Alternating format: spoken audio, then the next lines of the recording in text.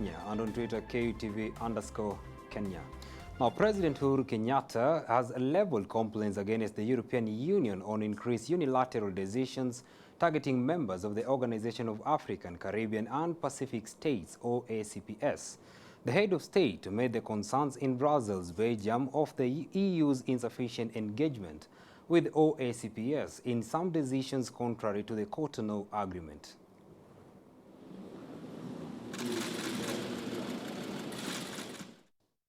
President Uhuru Kenyatta aired fears held by member states of the Organization of African, Caribbean and Pacific States on unilateral decisions made by the European Union towards them.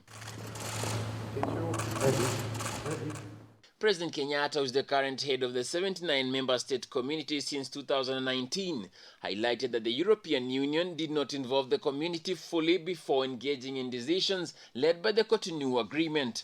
We are also concerned that the EU side does not always engage the OACPS ministers at a sufficiently high level to allow for conclusive decisions.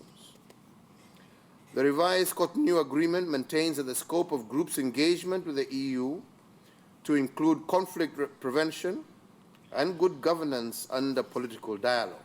The head of state, who is on a two-day official visit to Belgium and the EU, was addressing a meeting with the OAPC Committee of Ambassadors. And on travel bans to the OAPC nations, money laundering and terrorism funding, the head of state noted that the member states had addressed the matter with the union's executives to no avail. The Committee of Ambassadors is continuing with consultations and diplomatic engagements with relevant EU institutions regarding the issue of blacklisting of OACPS countries with strategic deficiencies in anti-money laundering and financing of terrorism regimes.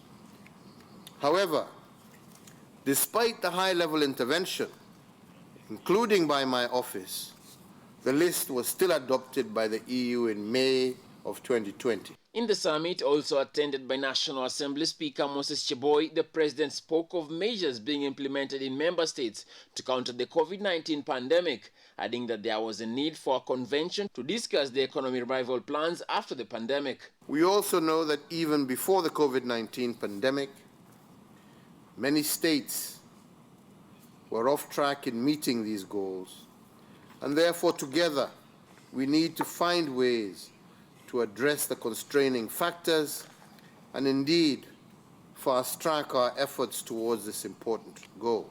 The Kenya business community in the summit found representation in the head of East African Business Council, Nicholas Nesbitt, chairperson of the private sector, Flora Mutahi, and president of the